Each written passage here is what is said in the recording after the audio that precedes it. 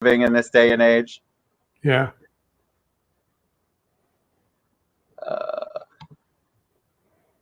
All right, hold on. Okay, so that's fine. We are live, it looks like, my friend. All right. Hi, how are you? Hey, good morning. Good morning. How's everybody doing? We're doing well. We're hanging in there. All right, so let me see. It says live. I've got some live. I want to double check we're live, if that's okay with you, my friend. Super excited to have Steve Martin on the show. We have been friends for the 80s, right? UCF, Greek system, peer advisement, all sorts of fun stuff. And thank God we've kept in touch all this time. We were just talking about that. What a blessing that is. But he's, Steve DJ'd. I can let him tell a little bit of that story. Did a whole bunch of stuff and always was ahead of the curve when it came to production and production value and video and all sorts of things. And created a beautiful career and a business out of it. So welcome to the show, my friend. Thank you, Ted. Really appreciate it.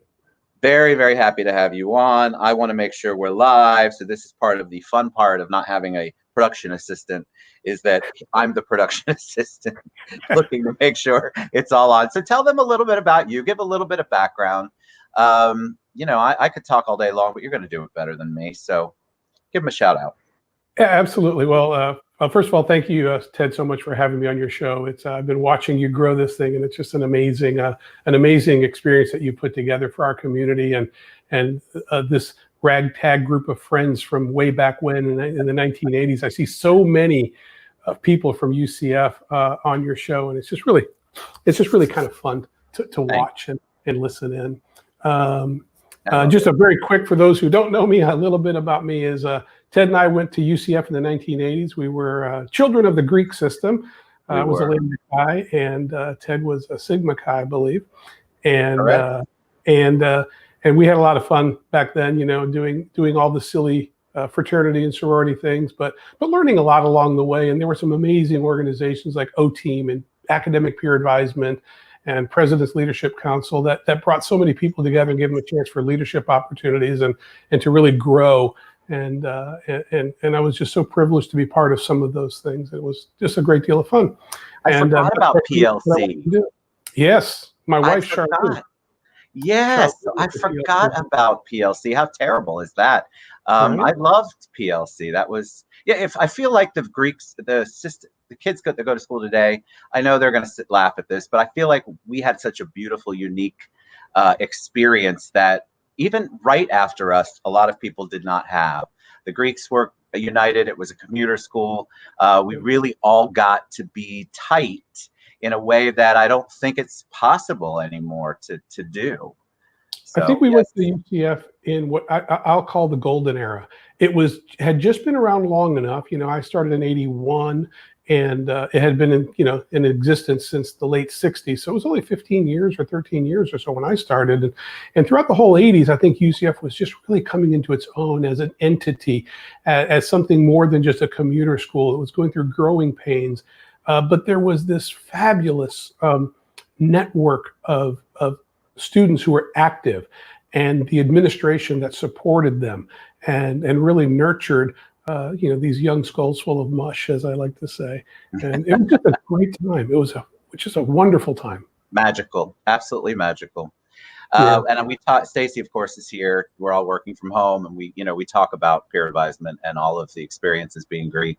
And you just didn't have to be Greek either. But all right, so I could spend hours talking to you about that. But I want to focus on Omni. I want to focus on your initiative that you have going about the town halls. So take it away, my friend, and I'll ask questions as I absolutely.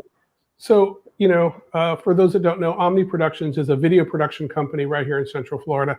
And like a lot of businesses, obviously, our business has been impacted significantly by this COVID-19 virus. And not completely dead in the water, but we're not shooting anything. We still have lots of editing to do and lots of other kinds of things to do. So thankfully, we haven't had to lay anybody off. Everybody's still with us. And like most entrepreneurs, you kind of step back and go, all right, there's a lot that I can't control. What can I control? What can I actually do? So one of the things that we did was we started seeing a lot of people on social media coming up with just information available about, at the time, the payroll protection program and the extended unemployment insurance and all kinds of things like that. There's a lot of misinformation and people are just trying to make sense out of it. And my first thought was, well, we tell stories for a living, so let's tell this story. So we actually created a show that helps business owners navigate the mess that is COVID-19 and the response from government. So we started off with helping people understand what the PPP program was, and we did 3 shows on that. And then just a couple of days ago, yesterday, we released another show about unemployment, how it works, and how you get reimbursed for offering unemployment to your folks, or sick pay, and all kinds of things like that. The topic is thick. It's not easy, but we had great experts. We had Congressman Darren Soto on one episode, and I think Andy's got some footage somewhere. We had Susan Sutherland. We had Marcos Marchena. We had experts basically sharing information and helping everybody understand what these programs were, how they worked, where are the pitfalls, and so we just wanted to share that out. And thank you so much for the platform of giving us to talk about this right now, because the more people that watch those kinds of things, the better informed they are, so they can make decisions for themselves. I think they're confused. I think it's confusing. Like you said, it's thick, I think is what your word was. And that's a great description. It's hard enough to maneuver through a system when you're stressed out. You've been sequestered, as I call it, or quarantined, lockdown. And then you're trying to figure out how to fill out an application. You can't get through for any support. You hear on the news all the money's run out, and so you don't know where to go to get the information in order for you to get to the money that might be available for you. It's very, very confusing.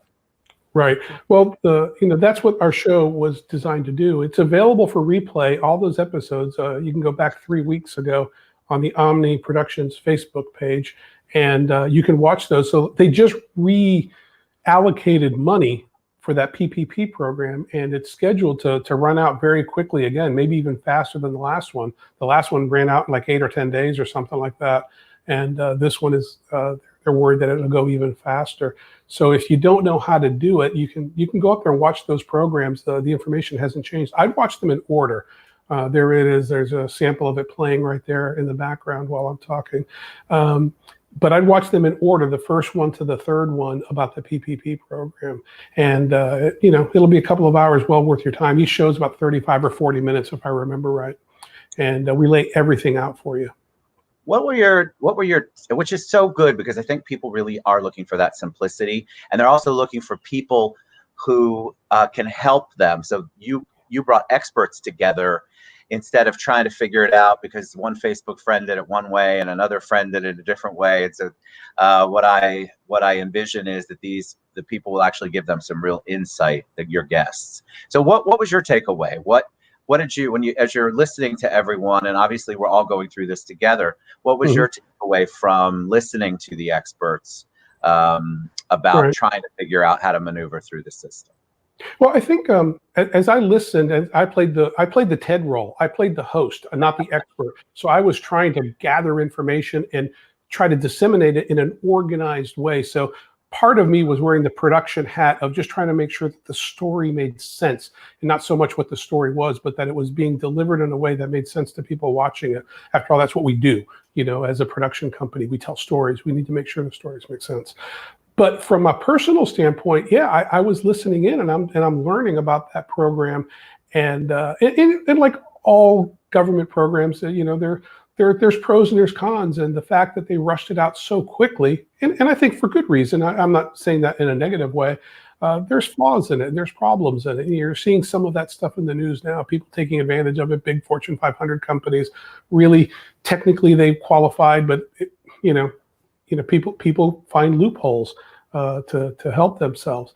But on balance, I think the program is pretty good, and I think it's going to do exactly what it's intended to do, which is to help small companies keep their employees, so that when we get out of this mess of this virus, whenever that is, that's a whole other political argument. But whenever we do get out of it, there's something to come back to. Right. Because if you've lost your employees or you've lost your business, there's, at some point the patient can't recover, the patient being the economy. And I think so from that standpoint, without getting political about, the ins and outs of the act, I think it's going to do what it mostly intended to do, and there'll be some unintended consequences. Yeah, I agree with you. I think that one of the things that's at the back of my mind from doing so many shows, and yes, I'm doing so many shows to help so many small businesses. I get asked this question all the time: why are you doing so many shows? Well, there's need. And my biggest fear is that by the time we do come back on board, that it will be a point of no return for a lot of these businesses who have been struggling. And so anything that we can do as a community to support them, to, the restaurants, to get the takeout and get the curbside and get the delivery, anything that we can do and put exposure on them. I mean, I want to promote them. I think we should all want to promote them, because the furlough turns into full-time unemployment. That's where it really starts to crumble. And I'm a little bit fearful of that. I think that we can come out of it, but I think the longer that we go, the more that we have to plan for, all right, what if this happens? And I think a lot of businesses are in the moment right now because they're struggling to stay alive and not planning for that. So a lot of the shows we've been doing, including this one where people can go and watch the experts talk, is about, okay, what do I do? How do I do it? How do I stay there so that whenever we do open in May or June or whenever it is, I can move forward, because it's going to be different. It's not going to be the same.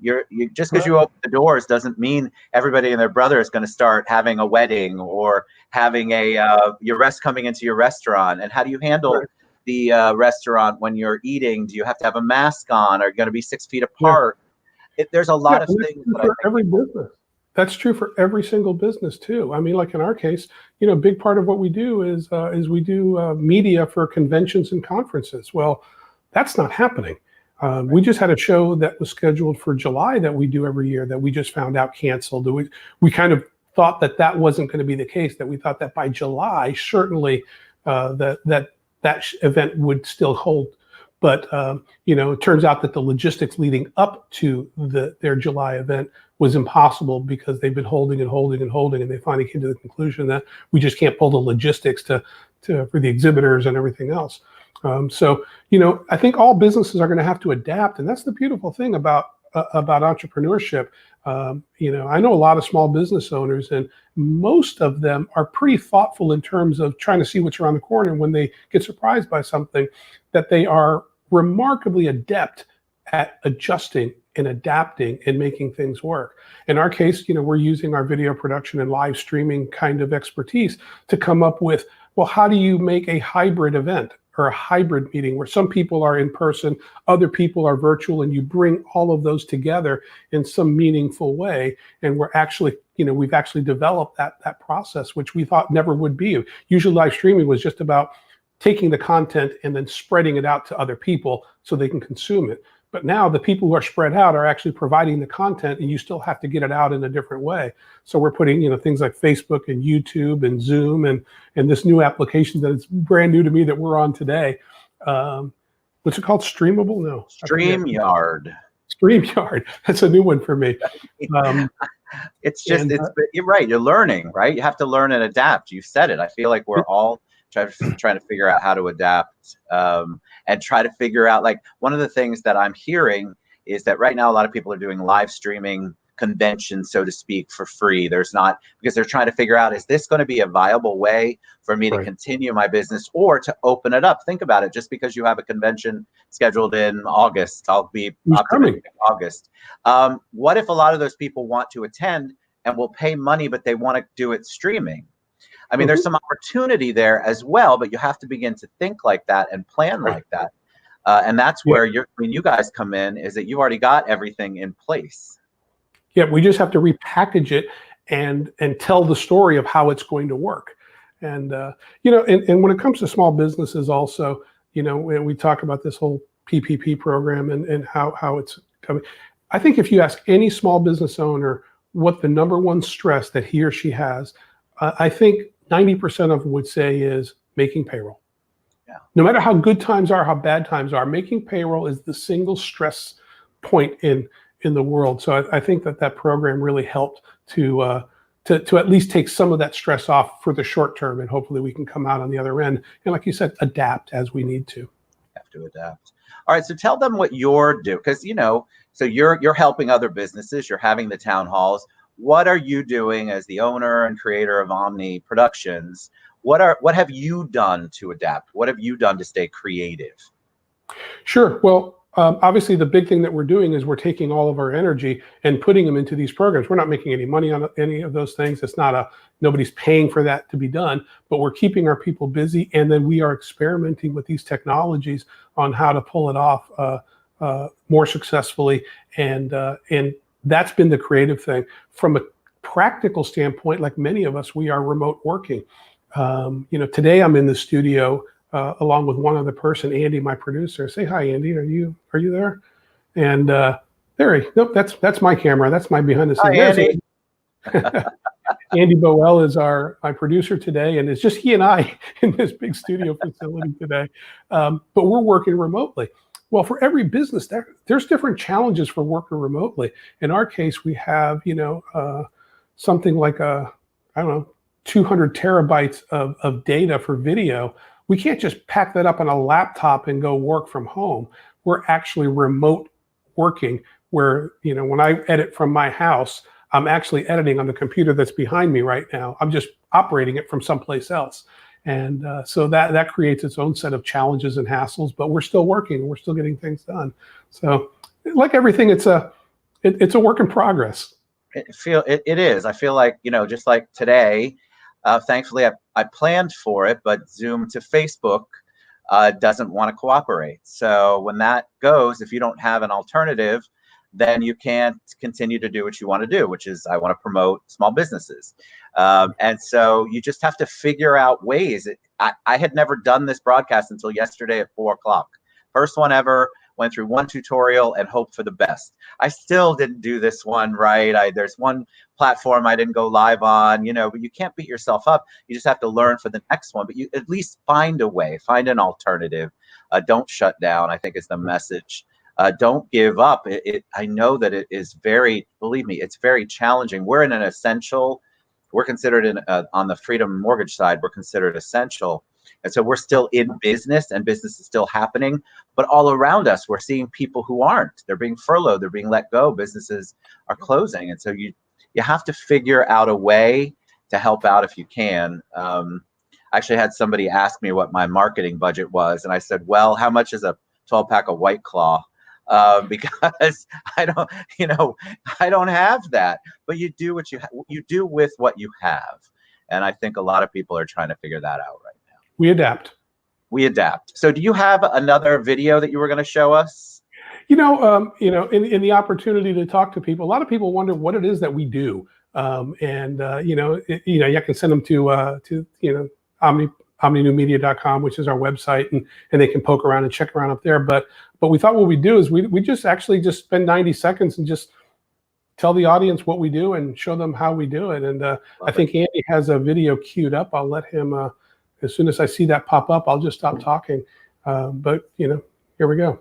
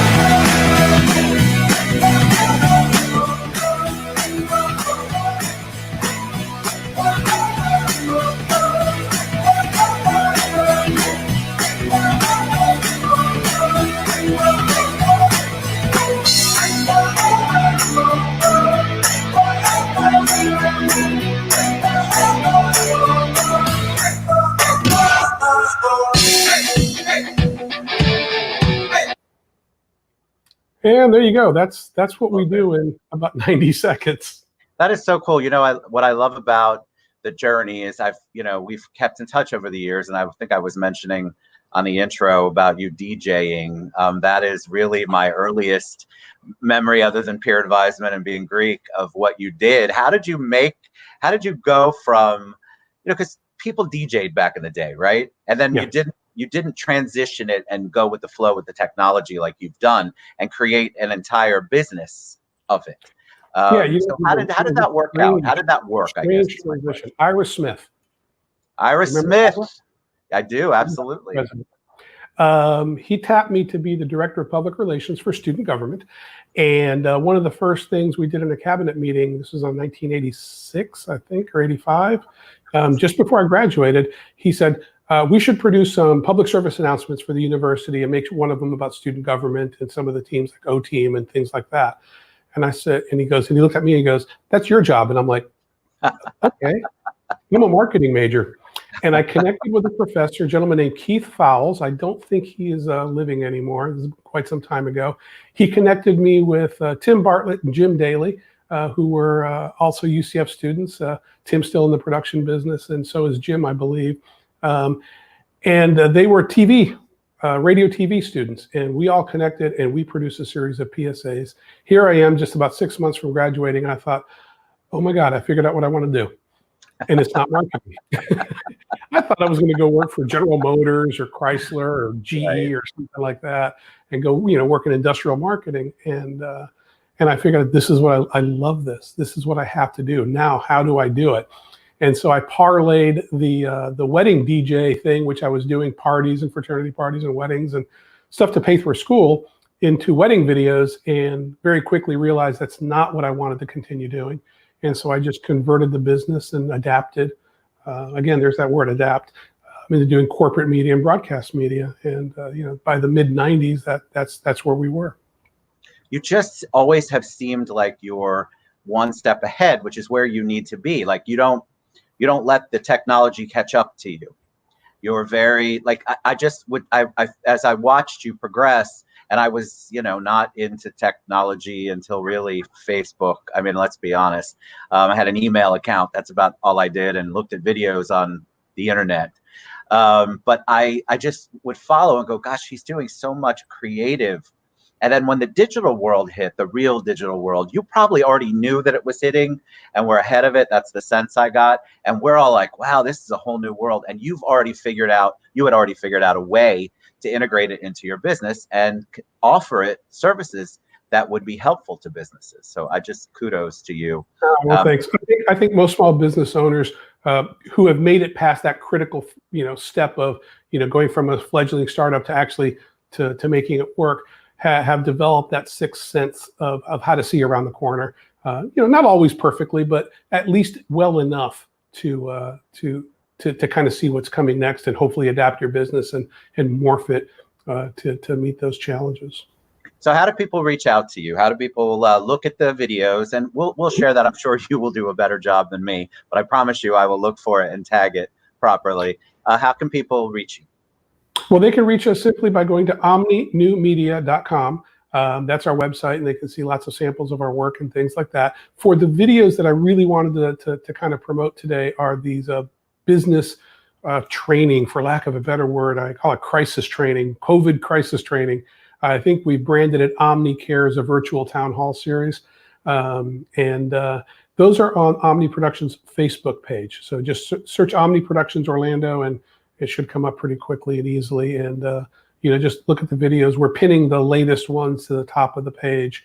And again, like I said, this PPP program is spinning up again with new funds from Congress. So, if you're a small business and you're worried about making payroll and your business is shut down and you need information, go back to episode 1. I believe it was 3 weeks ago, and take a look at that, because I think it's really going to be helpful for you. We interviewed at that moment, it was Marcos Marchena, who's an attorney, also a UCF guy, and Congressman Darren Soto, who was very gracious in helping explain how the program works. We followed up the next week with more details as they were being laid out.